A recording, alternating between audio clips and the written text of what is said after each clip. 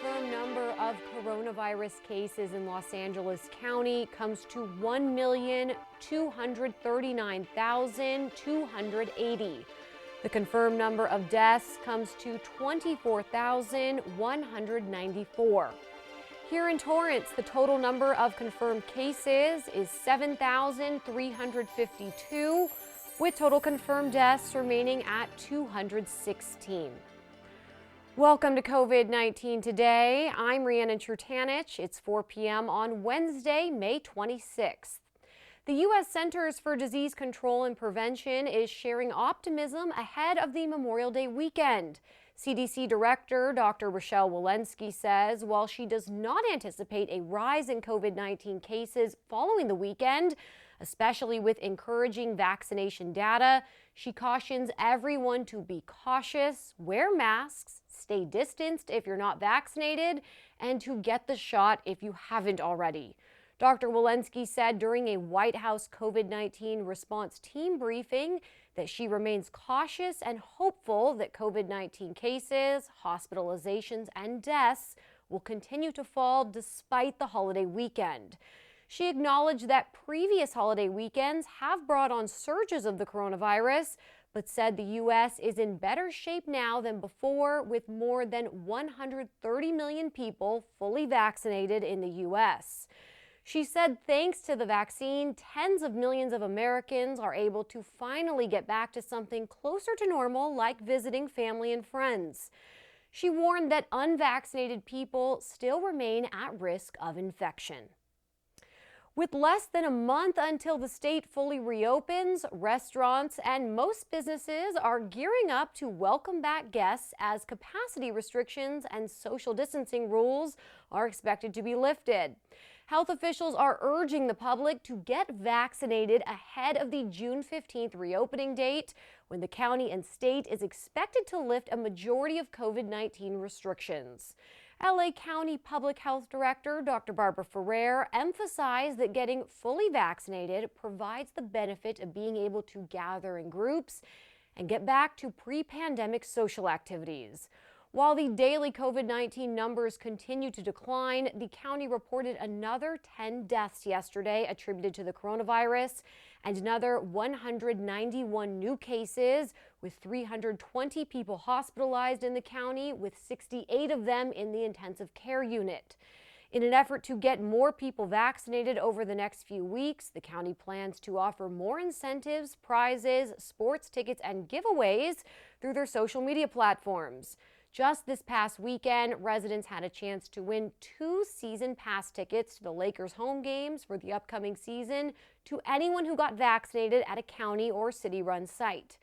You can learn more about upcoming opportunities by following them on Twitter, Facebook, YouTube, and their website, which is publichealth.lacounty.gov. Popular sports arenas like Inglewood SoFi Stadium and Dodgers Stadium will soon bring back fans at full capacity once the state restrictions are lifted.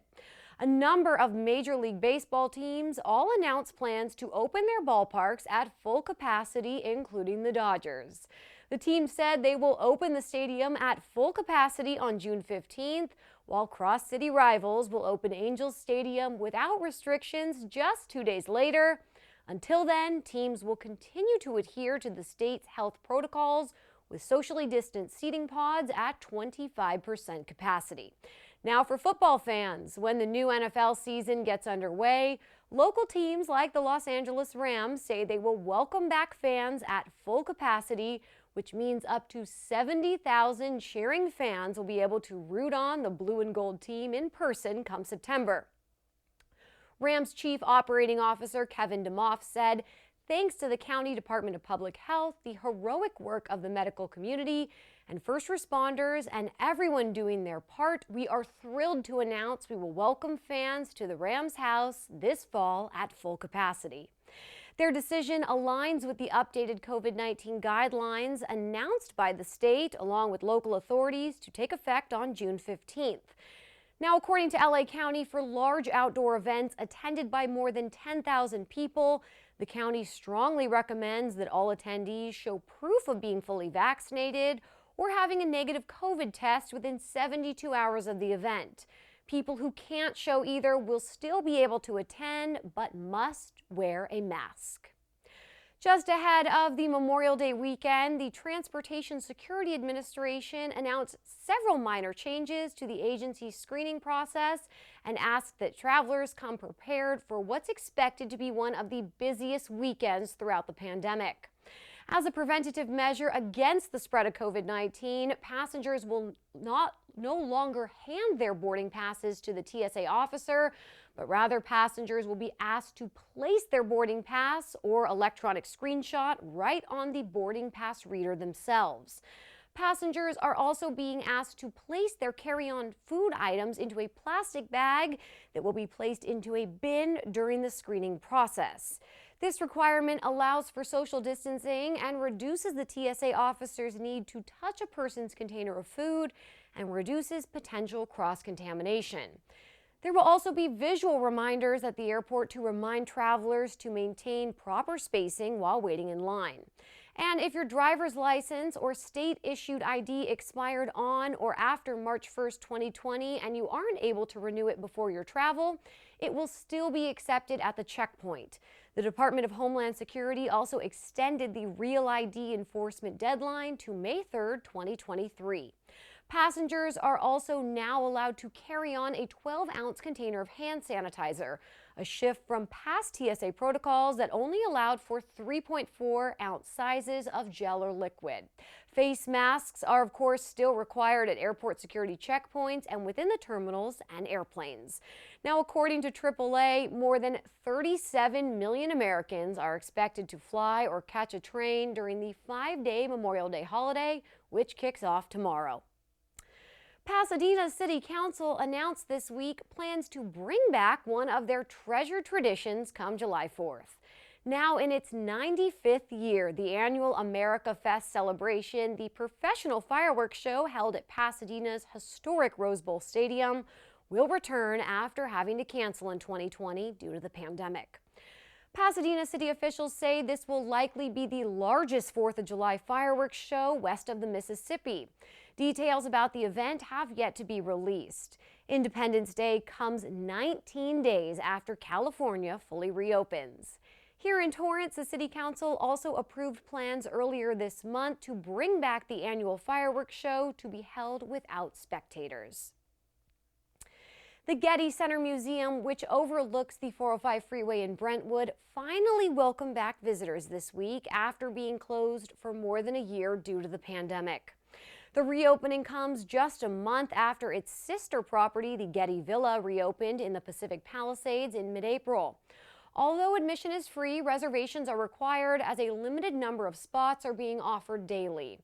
And safety precautions are still in place, like one-direction pathways in the galleries and gardens, signs and floor stickers to remind visitors about social distancing. Eating tables are also spaced 6 feet apart to allow for distancing between visitors.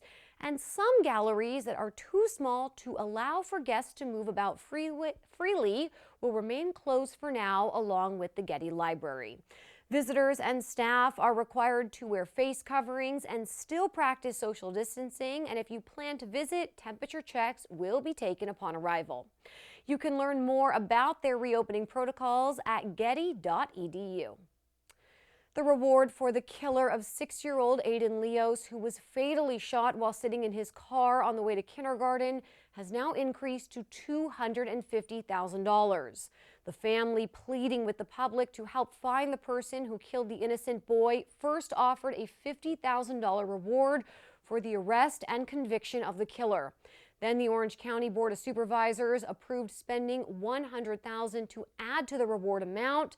Then an anonymous $50,000 was donated along with a group of Orange County businessmen who offered to match the initial $50,000.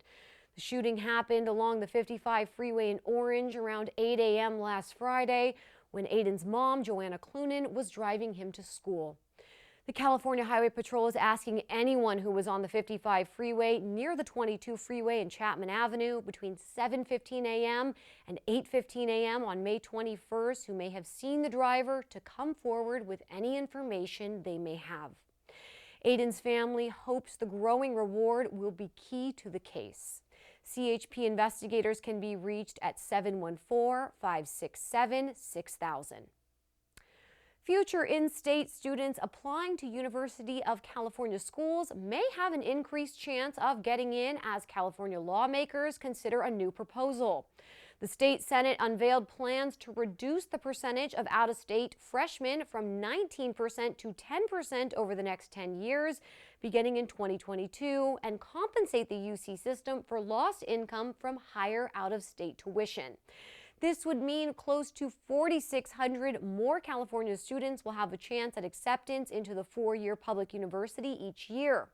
The University of California pushed back, saying the plan would limit its financial flexibility to raise needed revenue and weaken the benefits of a geographically broad student body. Now, if the proposal goes into effect, the percentage of out-of-state students would drop at universities like UCLA, UC Berkeley, San Diego, Irvine, Davis, and Santa Barbara, as the number of non-residents on those campuses surpass the system-wide average. The state would also cover lost tuition from non-residents, beginning with $56 million next year, increasing to $775 million over the next 10 years. Online website niche.com just released its list of 2021 best cities in America, and Torrance made the cut. Torrance was the number 11 pick on their best cities to retire in America list, getting an A+ for public schools and diversity, health and fitness, and outdoor activities. Torrance was also ranked number 4 on their healthiest cities and healthiest places to live in America list as well. The number 1 city named in the Best City to Live in America list was the city of Woodlands in Texas, followed by Arlington in Virginia. The number 7 spot went to Plano, Texas, with Torrance ranking number 20 on that list. You can check out more about the rankings at niche.com. Torrance City Council members headed back into the chambers last night in a hybrid council meeting.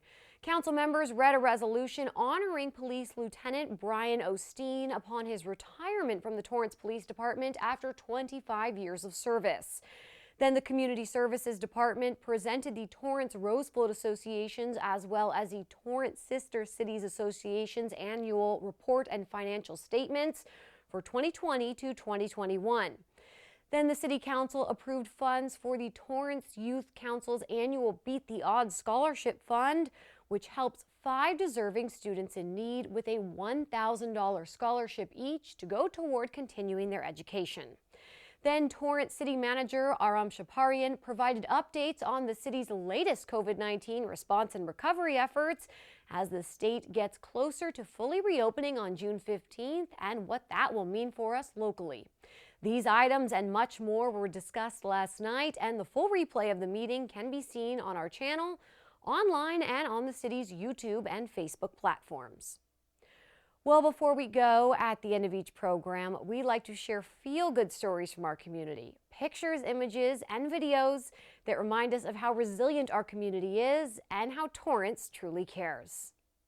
Today, the church wants to donate 5 pallets of hand sanitizers, and just a way of participating in the community to help our community as we get out of the pandemic. Leadership at Bread of Life Church in Torrance offered a generous donation today in hopes of keeping the city and its employees and residents safe during the ongoing pandemic. Bread of Life Church, which is located on Lomita Boulevard, contacted Torrance Council member George Chen to offer 5 pallets of hand sanitizer as a gift to the city. That included 2 pallets of 8-ounce hand sanitizer, 2 pallets of 16.9-ounce sanitizer, and 1 pallet of 33.8-ounce sanitizer, which totaled 7,020 pieces of hand sanitizer. Wow. These were dropped off today as council members gave members of the church a certificate of appreciation. Now, this isn't their first donation to the city. Bread of Life has also donated hundreds of thousands of face masks early in the pandemic to be used by Torrance's first responders, as well as given to local senior facilities in the city.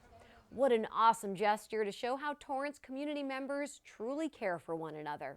Now, if you have a great story, upcoming event, a photo or video you'd like to share, Email us at covid19today@torranceca.gov. We'd love to hear from you. Well, that's our update for COVID-19 today. Be sure to join us tomorrow as Bella Shaw brings you the latest. Be safe, stay healthy, and thanks for tuning in. We'll see you next time.